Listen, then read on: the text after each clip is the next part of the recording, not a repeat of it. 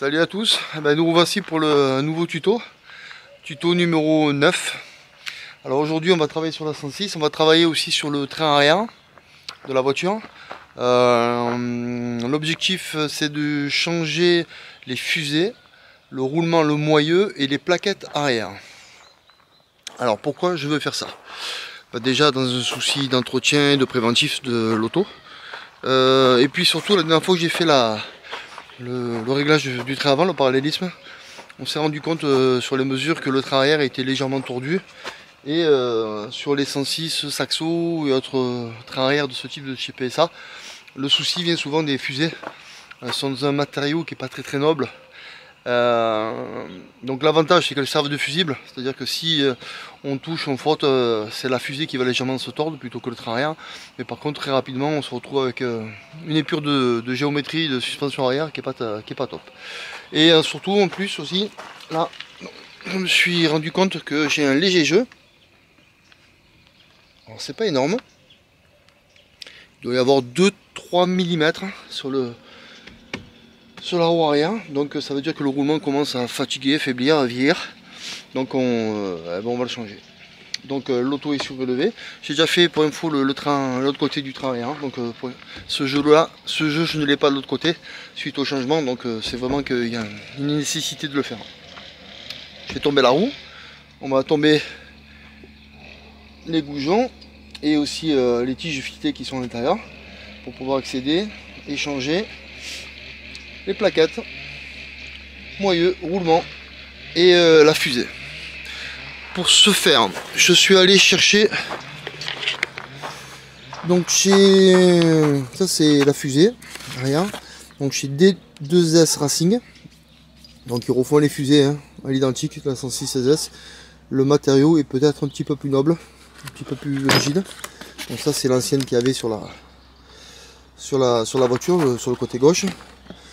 Chez SKF, Scaro, les roulements et moyeux à une seule pièce.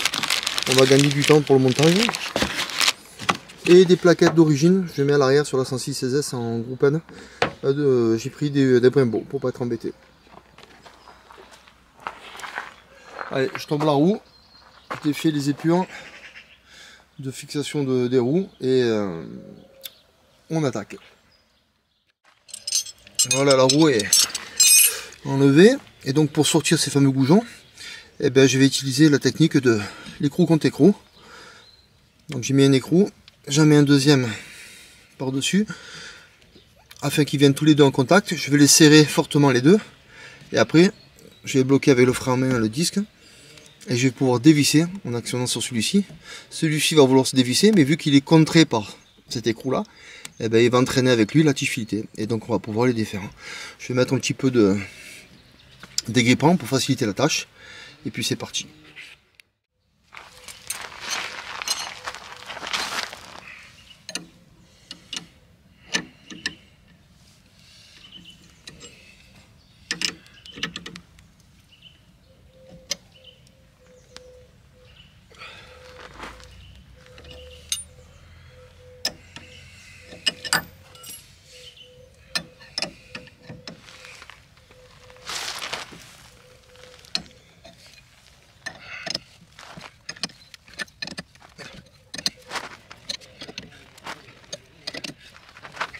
Bien.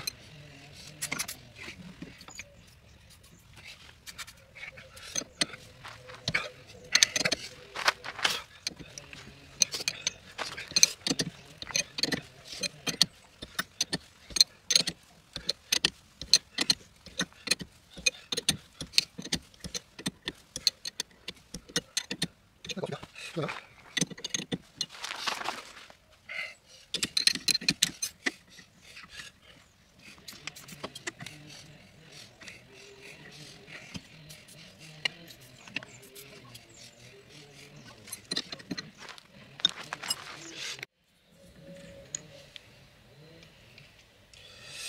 Voilà, c'était pas bien propre, c'est pour ça que j'ai galéré pas mal. D'ailleurs, il y avait beaucoup de terre, donc il a fallu que j'y aille un petit peu avec la clé à choc aussi, mais bon, ça s'est bien passé. Donc maintenant, je vais défaire le frein à main et on va défaire et sortir les plaquettes arrière. Alors, pour ce qui est des plaquettes, on mémorise bien le montage. Bon, il est vraiment bien vissé. Alors pour ce faire, je vais utiliser un tournevis à frapper. C'est-à-dire que là, je vais positionner voilà, le bon torx qui va dedans. Je vais le mettre dans mon tournevis à frapper. Quand je vais le taper, en plus du choc, ça va donner une impulsion vers le desserrage. Alors, essayer de faire bien les choses. D'abord, on positionne voilà, bien comme il faut. On tient bien droit.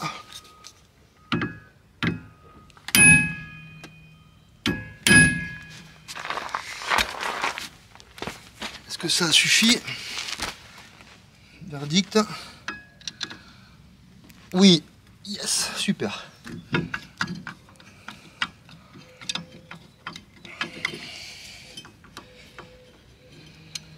Ok.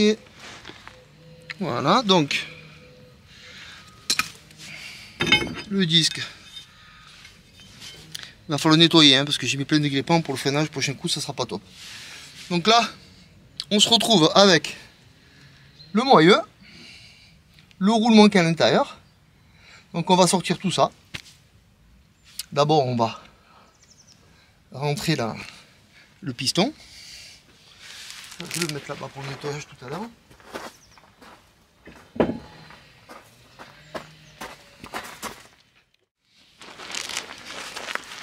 Voilà, tournevis. On le positionne dans les gorges.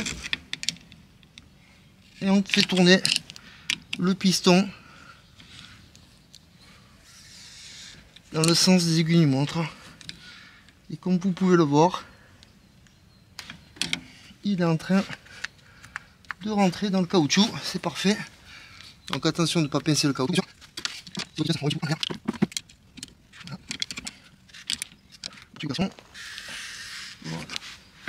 Voilà, pour moi je pense qu'il est assez rentré. On va voir tout à l'heure.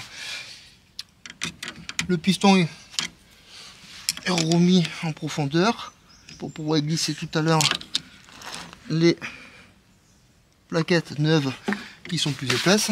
Maintenant, il faut lever ce capuchon pour pouvoir accéder à l'écrou de serrage.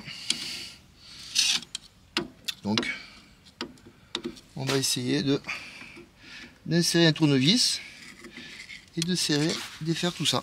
Allez. Voilà, dedans c'est nickel. Hein. Donc on va pouvoir démonter. Je vais lever la graisse et on va pouvoir démonter l'écrou pour pouvoir sortir la fusée, et pas la fusée, le roulement et le moyeu. Et la fusée, vous allez voir derrière, c'est rigolo. Ça sera pas mal. J'ai nettoyé pour pouvoir accéder à l'écrou. On voit qu'il est maté. Donc avec un tournevis, je vais taper dessus pour lever le matage. Et après, avec une rallonge, on va dévisser ça. Et on va pouvoir extraire moyeu et roulement. Donc là, je vais tapoter un petit peu. Ça va être un peu chiant, mais bon, ça se fait bien. Allez, à tout à l'heure.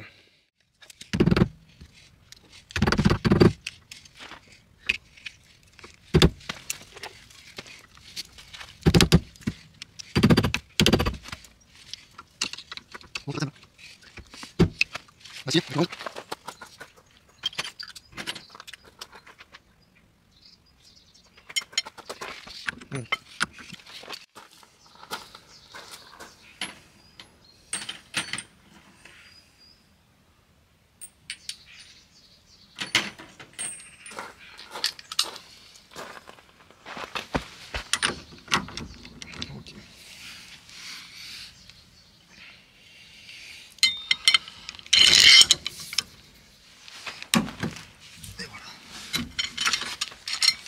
avec une petite rallonge, une douille de 32, ça va tout seul.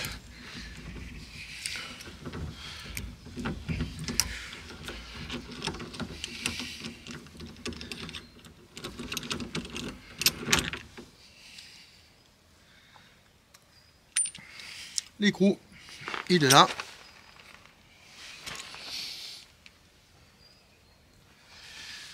Donc maintenant, on va sortir la petite rondelle qui est dedans. idéalement. Hop, allez, viens. Alors, elle est collée parce qu'il y a beaucoup de gras, forcément.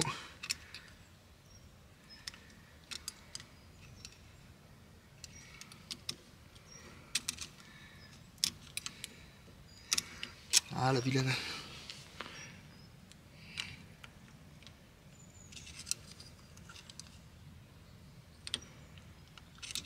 Allez. Allez.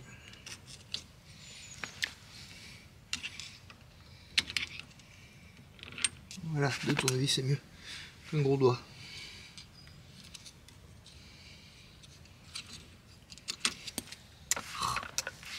Bon, elle est tombée dans les graviers, c'est pas grave.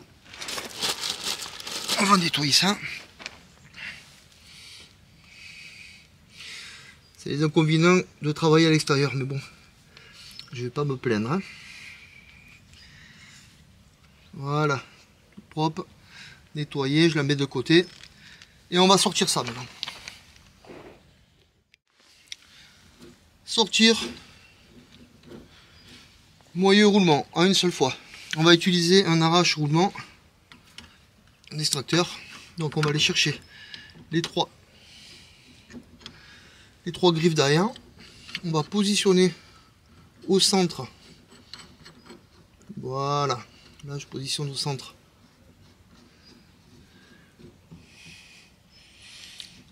Mon extracteur. J'essaie de bien le centrer au mieux possible. Ça facilitera le travail des griffes.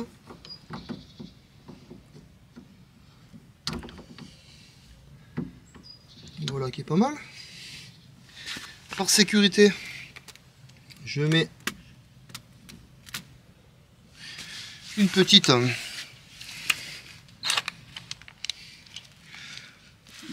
élastique. Et maintenant on va aller chercher la douille de 19 qui va bien. C'est du 19? Absolument pas. Ça doit être du 17 ou 15, je reviens.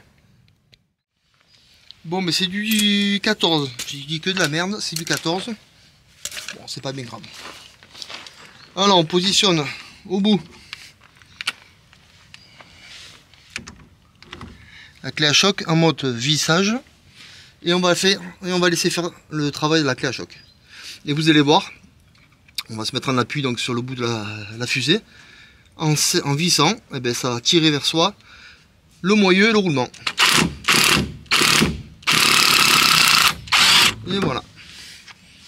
En 2-2 c'est sorti. Mais il reste une partie du roulement.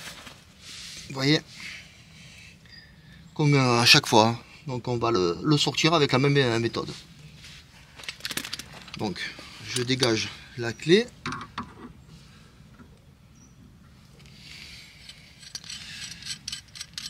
La griffe. Et on va aller chercher avec le filetage max peut-être. Quasiment. Voilà, on y est.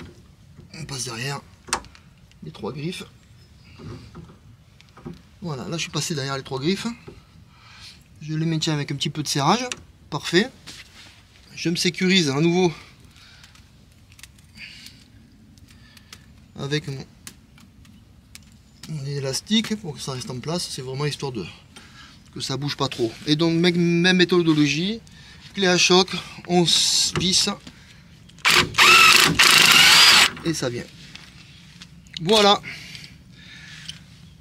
les roulements et le moyeu ancienne génération sont sortis maintenant. Donc je vais le rassembler. Voilà, je remets en place. Vu qu'il n'était pas totalement mort, je le garde. On ne sait jamais si un jour j'ai un souci, qu'il faut un dépannage avec un roulement d'occasion qui pourrait me dépanner juste histoire d'un rallye. On va le garder dans la boîte de l'autre. Et maintenant on va faire un truc, c'est qu'on va sortir la fusée. Et ça, vous allez voir, c'est assez rigolo comme méthodologie, mais c'est la bonne. Voilà, on est prêt à sortir la fusée. Alors là, des fois il y a un écrou derrière, il y a un scipan, mais ça sert à rien. Ça se visse pas, c'est emmanché forcé. Et la seule méthode pour le sortir, c'est avec ça. On tape dessus et elle va sortir par derrière. C'est parti.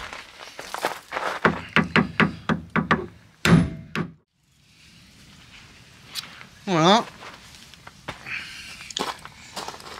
Elle est quasiment sortie. Je vérifie que ça enregistre bien. Elle est quasiment sortie. Voilà. Et voilà. Expulsé.